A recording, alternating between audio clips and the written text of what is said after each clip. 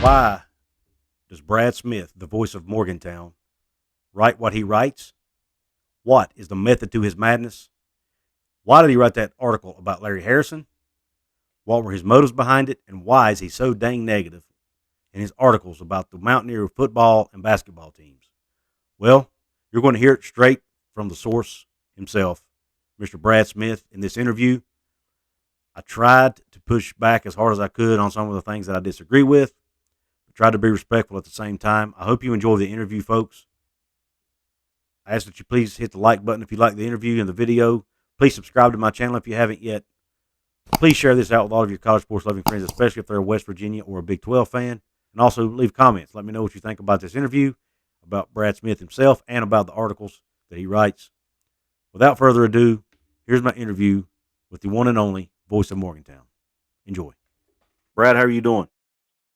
Hey, Coos, what's up, man? I just want to tell you before we get started, I enjoy the show. I enjoy what you're doing, and I look forward to talking to you. All right, great, man. And please don't hold back. Hammer me, man. I will not. And I actually, Okay. some of the fan base might kill me for this, but I actually enjoy some of your work too. However, I also take great exception to a lot of your work.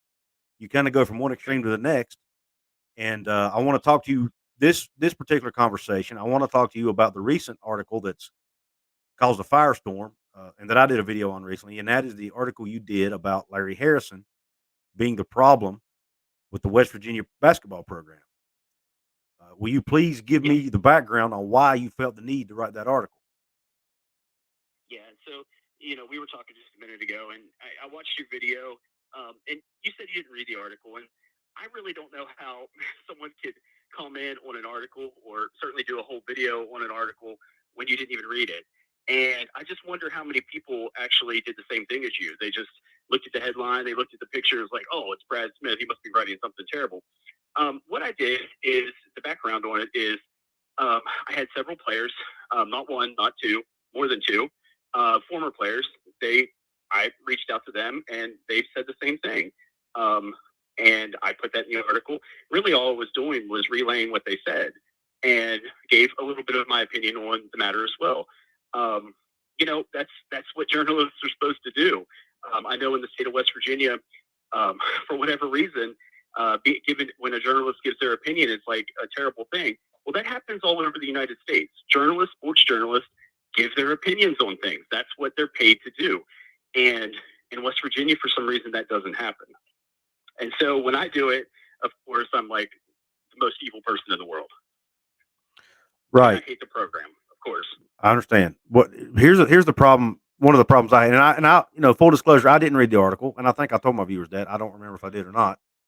But the reason I didn't, number one, and I'm just going to be honest with you, when I saw the headline, I said this is just another Brad Smith hit piece. I'm not reading it because I don't want to support it. Well, then all the backlash happens, and I decided to do the video. I went back to read it, and I couldn't find it, so I wasn't able to read it. It had already been pulled off. Right. Can you explain why you had to pull the article? Yeah, I had an advertiser who pays quite a bit of money monthly to me, who said, all my advertisers are great. They trust and believe in what I'm doing. They said, well, I can't really get into exactly what happened because I they asked me understand. not to, but they were bullied into asking me to take the article down. And I listen, people saw it, and I don't think it needed to stay up. Right. So I took it down. But I stand behind it. I know you said in your video that I don't stand behind it. I absolutely stand behind what I said. Well, the reason I said you didn't stand behind it, well, not only because you pulled it, but because of the disclaimer you put in there saying that Voice of Morgantown. First off, let me back up a minute. Did you put that disclaimer on that article? Yeah, I put a disclaimer on every opinion piece that I put out, just because for legal reasons. Okay. All right, but if you're the owner of the company and the writer of the, that's a typical thing that people do, that journalists do as well. I mean, that you have a disclaimer saying that you're not trying to malign anyone. I find it odd if you're the owner of the company and the writer of the piece that you have to put a disclaimer on it saying it doesn't represent your opinion when it is your opinion. Again, yeah. Oh, yeah. my opinion. And that is, it's really just a form that we use on the Voice of Morgantown I understand. for every opinion piece. All It's right. not. It wasn't specific to that article. Okay. Let me ask you. Here's another thing. Here's another problem I had with the article, and I want you to explain Hmm. to me your reasoning behind this. You claim to be a West Virginia fan, and I'm not saying you're not, but you talk about how much you love the program. Why, with all the positive news that's come out about the West Virginia program lately, and the we're on a positive. Everybody's got the Jalen Bridges stuff behind them, the transfers behind them. We're looking ahead. We've got some great transfers coming in. Why did you feel the need to write in such a negative article right now when things are looking so positive for the program? Don't you think that is kind of a bad look? Not at all. I think the biggest concern that there seems to be out there about me is that I'm somehow causing damage to the West Virginia football and basketball programs, and I think that's just such a naive thought. Do you really think that potential recruits are close or that are close to choosing West Virginia? They read my articles and they're like, "No, I'm not going there." That's not how 18-year-olds work. They speak to current and former players on social media, and they make their decision based on that. There's not one player that's been affected by my article, and it's such a naive thing to even consider. It's ridiculous, but a lot of people say it. I mean, you say it, a lot of people say it, but it's absolutely ridiculous. And another thing, did you ever consider talking to a player that might actually have positive things to say about Larry Harrison before you wrote the article? Well, I was super happy that a lot of the players came out and supported Larry Harrison because I was like, okay, good. Then a lot of players have a different experience with Larry Harrison than these other players that I spoke to. So it's a good thing. It's not, and it's not terrible that these other players said different things about Larry Harrison. Um, they had different experiences with him, so that's what I was sharing, and I think it's valid. I think it's important. The West Virginia basketball program was terrible last year. There is problems in the program, and it's not okay to just do what every other journalist in West Virginia is doing and just being like, okay, yeah, Huggins will fix it. Well, maybe he will, maybe he won't. It's a challenging thing, and I think it's important to kind of look at what's wrong and figure it out. And a lot of people are saying the same thing. We were until we got some of the best transfers out of the transfer portal, and now that's all. That's what I don't understand about the timing. The timing of the article to me seemed a little way off base, in my opinion. I mean, to me, it just there was no positive to come out of it, in my opinion. Other than, I mean, maybe for you there would be, but I'm talking about for the program as a whole and the fan base. I saw no positive in that article coming out right now. Yep, I can understand that. And after the Jalen Bridges interview on the Final Forecast, which they put out, they said far more terrible things about the coaching staff than I ever said by far. But it was okay, but of course because it's them.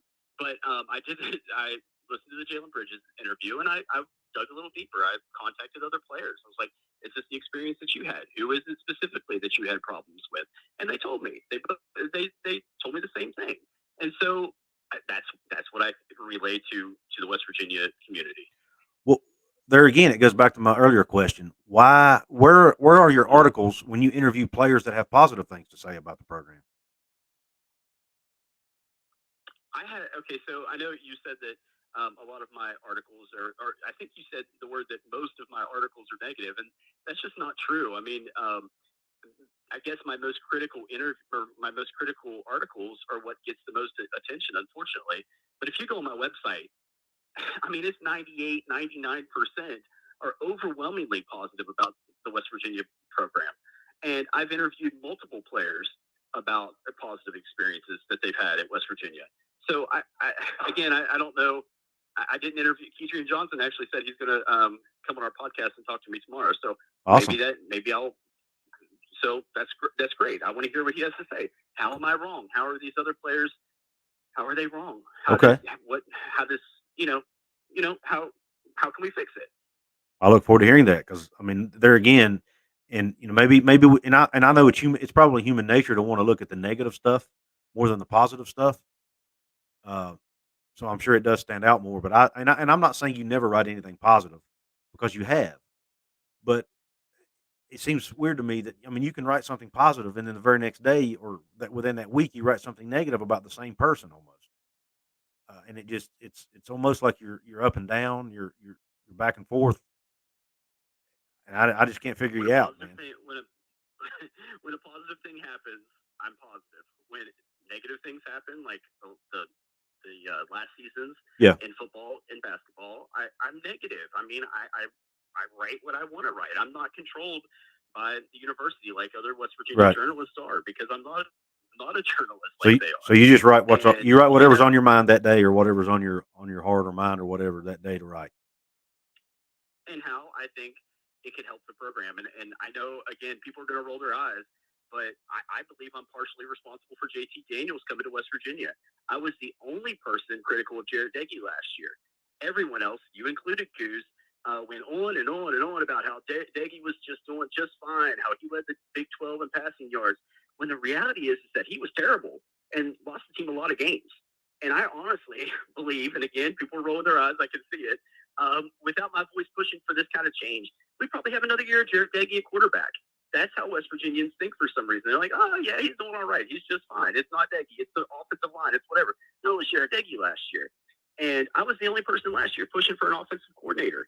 Nobody else was saying the very obvious thing that Neal Brown's vanilla raid offense needed to be changed. Everybody else was fine with it. But I was pushing week in, week out how he needed a real offensive coordinator, and he finally got one. So again, I feel like I'm making change, while every other journalist is just kind of they're okay with the status quo.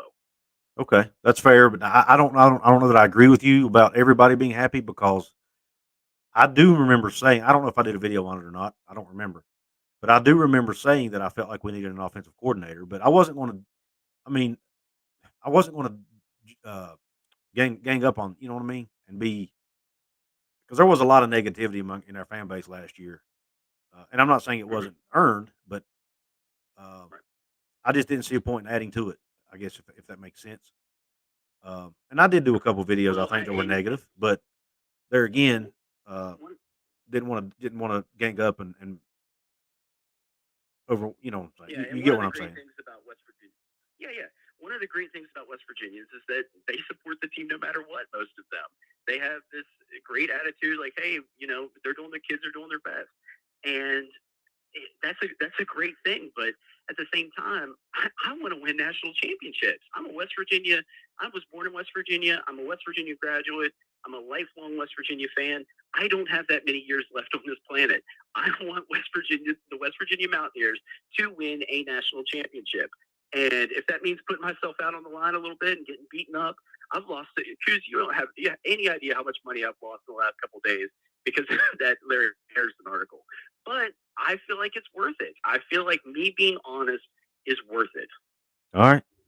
Well, and actually segues into my next topic, and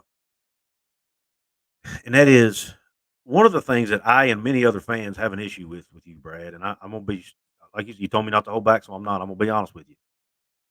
Please do. You seem to brag a lot about how much you make and how many clicks you get and all that. Uh-huh. Uh, Yep. and I just don't understand why do you feel the need to do that? I mean, it's not like No, go is ahead. that really the most important thing to you? No. So I get okay. So I guess I get a lot of screenshots sent to me from people that are on 24/7 Sports, the message board. I don't know. Are you on that message board? I am not because well, I, Well, okay. So I'm this just gonna be guy. frank. I don't want to pay to be on it. But anyway, keep going. And I don't, and I would never either. Now, the guy that owns it is Chris Anderson. Right. He goes on constantly. I get these screenshots sent to me and lies. I mean, 100% lies about things, what I do as a profession, how much money I make. He was on there recently. Yesterday, I got the screenshot, and it said Brad Smith's Voice of Motown makes. He gets about 250,000 clicks per month, which is I haven't gotten that few clicks ever in my life, and he makes a little bit less than $1,000 a month. Now, again, it doesn't matter to me if people know how much money I make. It really doesn't. I love that I make the money that I do doing this. Right. But really, what I'm trying to point out is that this person, Chris Anderson, is flat out lying. I mean, he's made up so many lies about me; it's unreal. And I'm just putting it out. Now, the thing that I posted today on Twitter showing my ad revenue was just showing how ridiculous what he said was. He said that I make less than $1,000 a month. I actually make, in a recent month, I made $21,000 a month. So he's just slightly off, and so I guess I just need to point that out. I didn't necessarily want to put out my salary, but I thought it's important to show what a liar he is. Right. Well, he also is on there calling me crazy and how I need mental help and all this other stuff that is really pretty awful, and a lot of people believe him. right. Well, I would never go that far. While I detest some of the things you've written, I'm never going to go that far to say you're crazy. But anyway, um, but back to the money thing. This is I understand the recent stuff. I've been trying to keep up with some of the tweets. There's so many Mm-hmm. of them, it's almost impossible. But I'm going back even further. I mean, but even back before the whole John Flowers uh, block party thing. The day we had that call with him, you talked about constantly on that call. It's very successful. It works. I make a lot of money, and that wasn't the purpose of the Mm-hmm. call. The purpose of the call was, can you not make money and still be more positive and not try to drag people down and be so, you know what I mean? Not be so glass half empty all the Yeah. time, or take shots at people all the time, that kind of thing. That's the point of it. Yeah. Of And course. when you come across and Yeah. say, "Well, it's yes, but it's successful," it makes it sound like that's all you care about, man. It makes it sound like you're selfish and that you don't care about the program. And I think that's why people have that opinion of you sometimes.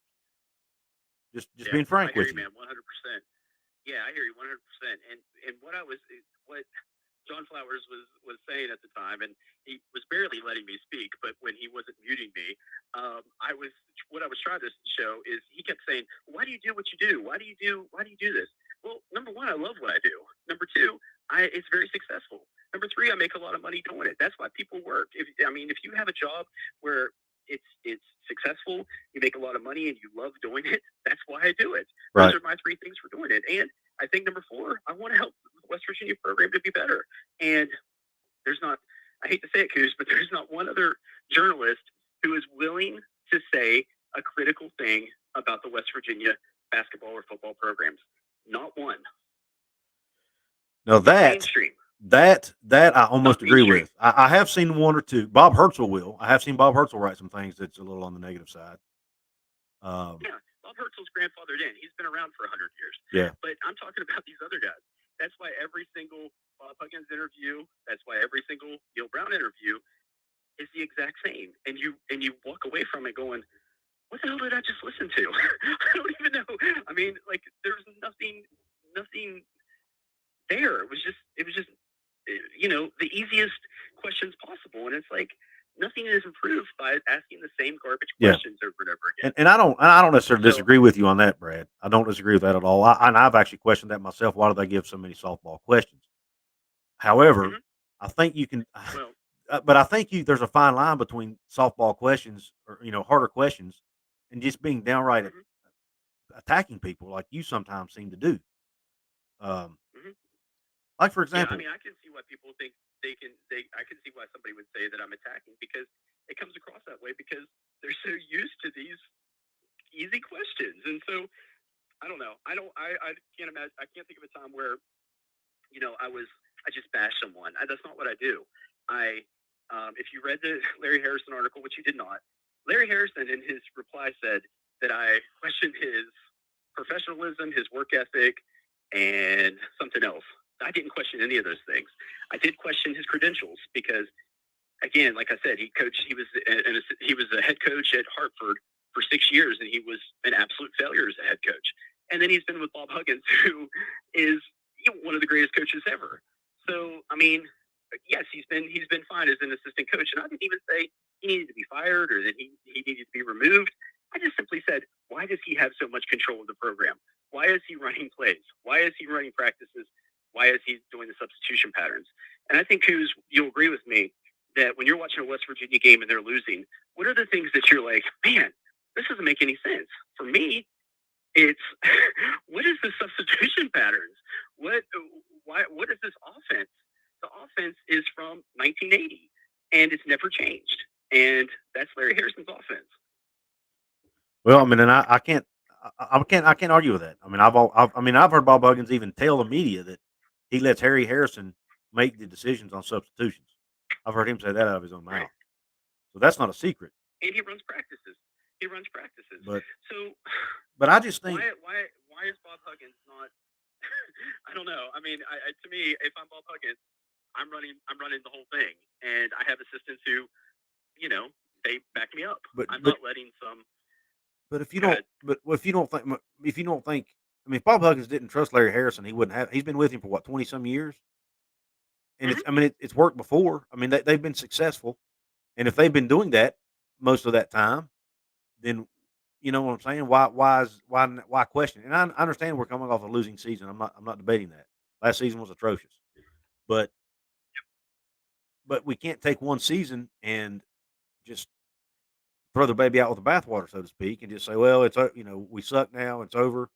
Give them chance, and they're fixing. They're in the process of fixing it. I just thought the article was terribly. I mean, if you had wrote that article maybe 2 months ago, it might not have been received as bad because, like I said, and I know the Jalen Bridges interview probably had something to do with it coming out now. I would assume because, Yeah. Oh I'm, yeah.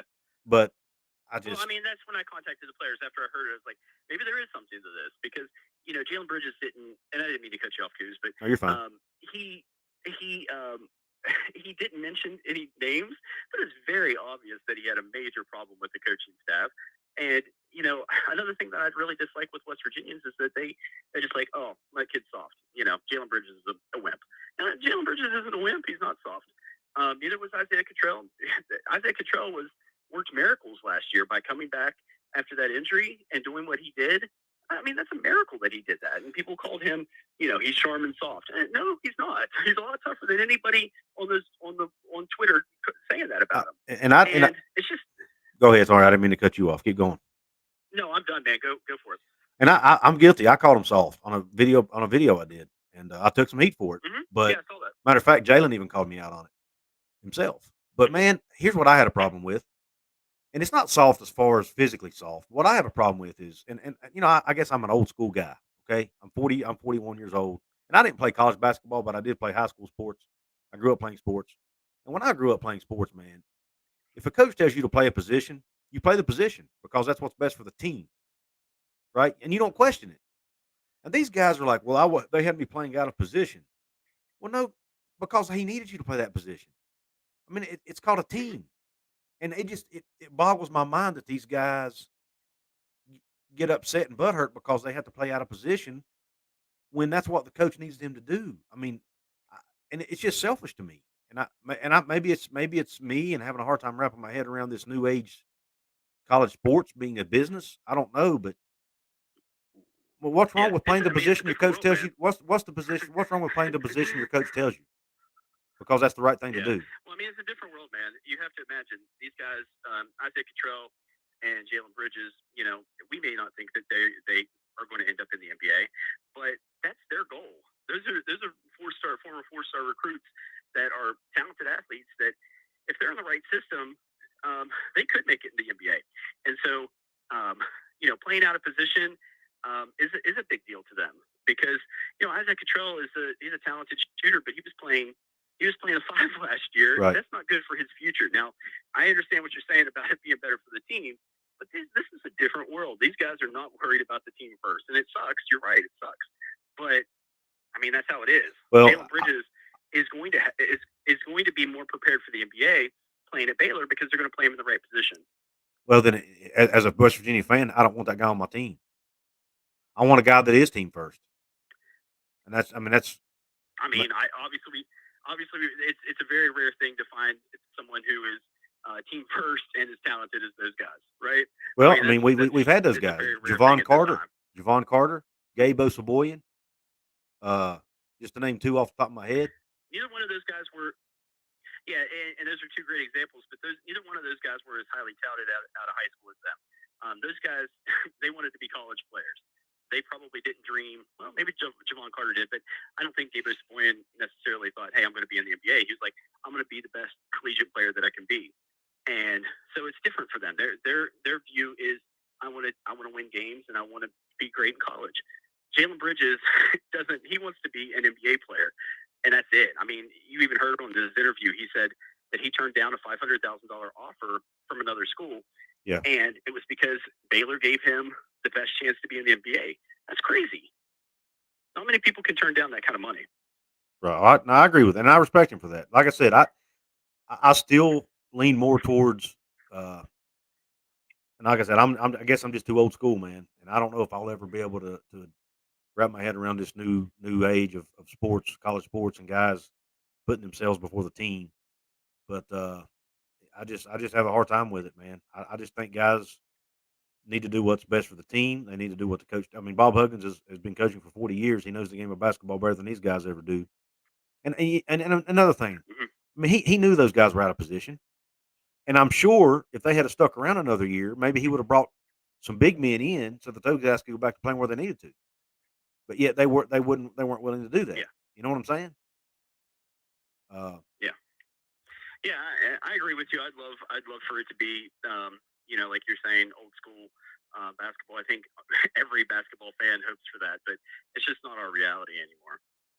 all right, and real quick before I let you go, I want to talk about an article you put out a few days ago about Neal Brown saying he was how stubborn he was. There again, Mm-hmm. the timing of that. Why do that now after he's already relinquished all the? I mean, I read that one by the way, so this one I know what it said, but Uh-huh. I don't. There again, I mean, after he's already hired the offensive coordinator, instead of giving Mm-hmm. him credit for doing that, you say well, he should have done it 3 years ago. I mean, what? But there Yeah. again, the I mean, program's moving in a positive direction. So why write that? mm-hmm. And it's like it's almost like you're. It looks like, and I'm not saying you're doing this, Brad, but to us, it appears that you're sabotaging the program. That's what it appears. Yeah. Yeah, I have the same conversation with my dad all the time. He calls me, he's like, "Why'd you write that, Brad? What are you doing?" I'm like, "Okay, so my reasoning for writing the Neal Brown article is that he is getting a lot of credit for hiring the offensive coordinator. He did the exact thing that he should have done 3 years ago. Graham Harrell is, I mean, just a grand slam hire for Neal Brown, and it bothers me that we sat through 3 years of Neal Brown calling plays when there was no reason for that. Um, I'm not okay with the seasons that we've had, the last 3 seasons that we've had. I'm angry about it. Again, like I said, I won a national championship, and it's hard for me to just be like, okay, yeah, West Virginia just wasted 3 years of football. It's not okay. Why was Neal Brown calling plays? No other head coach does that. Some do. So Mike again, I'm Leach pointing does. out, hey, yeah, some. But like I said, not many. And my point was, why did this happen for 3 years? And it was something that, again, I just hammered this for 3 years, and it just didn't happen for some reason. And I feel like it's worth questioning. Why did Neal Brown? Why did you wait 3 years to make this change? And I understand question, but like I said, if it's okay to question it in the season or even right after the season, but to do it now, Mm-hmm. I just think it's. I mean, everything's been so positive lately, man. You know, ever since the Akeem Mesidor thing, everything's been positive, and then boom, that article comes out. It's like crap, man. It's like you're raining on Yeah. everybody's parade. You know what I mean? Um, and I'm not Yeah, saying and I'm I not couldn't be more. saying you're here for our feelings. That ain't what I mean by that. I'm just saying from a program perspective, it just seemed like the terrible, the wrong time to write an article like that. And as far as him not doing Yeah, it it seems like yet, you have a problem with the time with yeah, the timing a little bit. And listen. The off season is a little bit different than during the season. You're looking for things that are that you can write about. There's not a whole lot of topics I during the off season, I and can so relate. I kind of went back and circled back. I kind of circled back. I'm like, man, I'm so frustrated. I guess some West Virginia fans are fine with this last 3 seasons. I'm not. I can relate to that. I mean, being a YouTuber, I'm trying to find things to do videos about, so I can relate to that. But Yeah. and to answer what I want to give my opinion on that real quick about the Neil Brown thing. The guy had called his own plays at Troy, and it worked there. And how would he not? How would he know it's not going to work if it's worked for him in the past, and he was an offensive coordinator, right? Yeah. Wouldn't he? I would Wouldn't say after why the would he first not? season. Why would he not try it if it's worked before? Yeah, I would say definitely try it the first year, maybe the second year, but the third year, I don't know, man. Yeah, You I don't can't know. tell me that there's a less exciting offense, a less productive offense that ever at West Virginia than Neal Brown's offenses. And I can't only time period I can think of that might equal it would be the Jeff Mullen days. Those were pretty stale Oh too. yeah, But we were winning more games right. then at least. So our defense was and we were in a weaker conference, so that probably had a lot to do with it. But I digress. Well, Neal Brown also came out and said he also came out and said, I'm, I realize that, I have other duties as a head coach, that are more important than me calling plays. I have to be the program leader.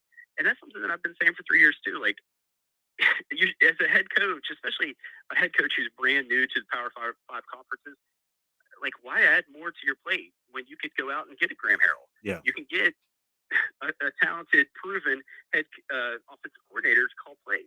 It never made sense to me. And again, like I said, I'm bitter and angry about 3 years of Let it go, Brad. mediocrity. Let it go, man.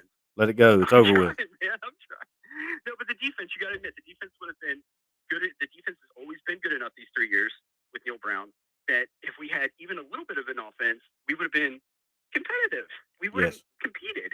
And I don't know, man. I'm frustrated.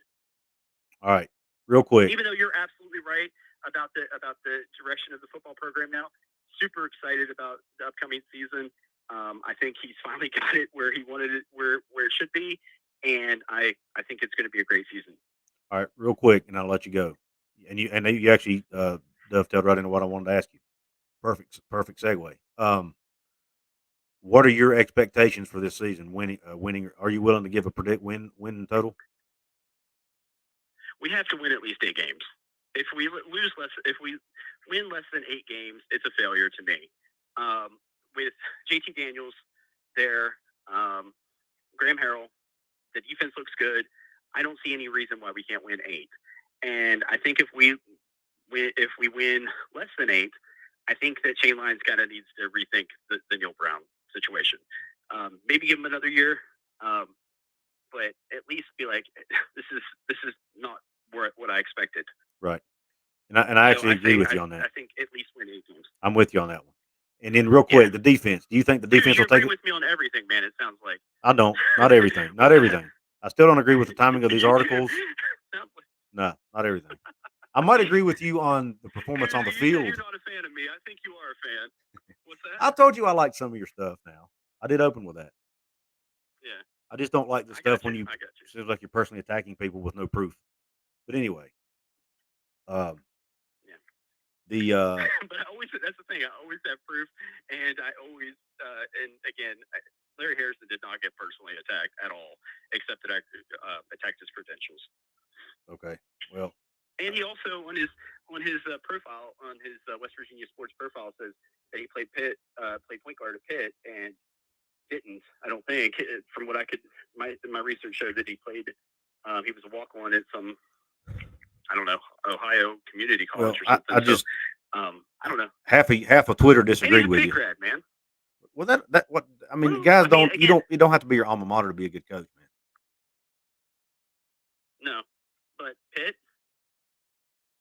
Well, I mean he's been there long enough now. I don't know that it matters. If I known that when they hired him, I might have been pissed off about it. But now I don't know that it matters anymore. Yeah. After 20 years, right, or whatever, however many years it's been. But no, like I said, I don't think that he should be. I don't think he should be fired. I don't think there's. I just think that Huggins needs to take back some control, and I also think it would be nice for them to hire a younger coach who some of these younger players can relate to a little bit. An assistant like Jawan Staten, who was on staff last year as a graduate assistant, would be a fantastic hire. And for some reason, I think it's hard for these 18-year-old high school students to relate to, old guys, 50 and 60-year-old guys. Let like me. we have on our staff currently. You actually got you made me think of another question. I hate to take up your whole night, man, but you keep my No, go brain for it. I'm free. the wheels are turning in my head as you talk. But do Yep. you one thing I'm concerned about the program is sometimes I'm concerned about even higher up the food chain than Huggins and Brown, maybe even above Lyons' Hmm. head. I don't know. I don't know where it goes. Maybe even all the way to the board. Sometimes I worry that Hmm. our athletic program doesn't have enough funding given to them to do what they need to do. For example, hire more staff. Do you think that's an issue or no? Yeah, I think Shane Lyons has spent a lot of money on facilities, and I know that's important. Right. I don't know that's more important than wins. I Getting wins. I get that, Um, but I yeah, think assistant coaches. I mean, I don't know if Neal Brown. Maybe they said that he couldn't hire an offensive. I don't know. I don't know why he didn't do it, but I think probably Lyons pulled him in and was like, "Hey, we need to get an offensive coordinator at this yeah, point." I don't have any, but and the same deal with like the basketball staff. I mean, all great coaches, but if you're 18 years old and you're like, well, I'm kind of thinking about going to West Virginia, and you got these 50 and 60-year-old guys. I mean, and then you get somebody else, another school who has a young coach who seems a little bit cooler or a little bit more engaging. I mean, wouldn't that 18-year-old pick that school most of the time? I mean, that seems to make sense to me. yeah. I'm with you. I just don't. I've heard some stories that are higher ups, so to speak, that sometimes aren't willing to come off with enough money for coaches and stuff like that. And I've also heard our recruiting budget's really small, but I haven't looked into that Mm-hmm. to see for myself. I'm actually planning on doing some research on that very soon. But Yeah. but anyway, all right, man. Well, listen, I appreciate you taking the time to explain yourself and to defend yourself against the uh, the brutal. And by the way, I do not condone people sending you death threats. By the way, that is just ridiculous. Uh, Yeah, it's been a little sketchy lately on the death threats, but I understand West Virginians are passionate. I get that. I don't take I don't take them too seriously. yeah, but My wife does, but I I get it, and I don't. Regardless of how bad I might hate one of your articles, that's way over the line, and I would never Yeah. condone it. So anybody out there listening, if you ever send Brad Smith or anybody else for that matter a death threat, you're pretty much a low life scumbag. But anyway, I digress. Uh, Brad, I appreciate you coming on, They're man, passionate, man. They care. and I They're will. passionate and they care. So I understand. I'm here. I hear you. And look, like I said, even though you and I do agree with some of your stuff, not all of it, and but it would be a boring world if we all agreed all the time. But just man, please stop being so negative. You're sucking the air out of the room, man. It's so funny, Coos, because this is literally the conversation I have with my dad every night. So I don't know that I'm going to change. I can't promise that, and I'm going to keep doing what I'm doing. All right, man. Well, listen, All right, appreciate you, man. thank you for your time. Keep up the good work, man. I enjoy the videos. I'll watch every one of them when they pop up. I appreciate You that. and Golden Blue, dude. I appreciate that. Thank you. All right, man. Have a good night. Let's go Mountaineers. Let's go. Q Country Roads, All right, baby. all right, man. See you.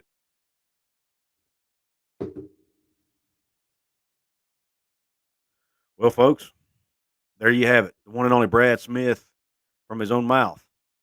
I tried to push back a little bit on some things. I hope I did it justice.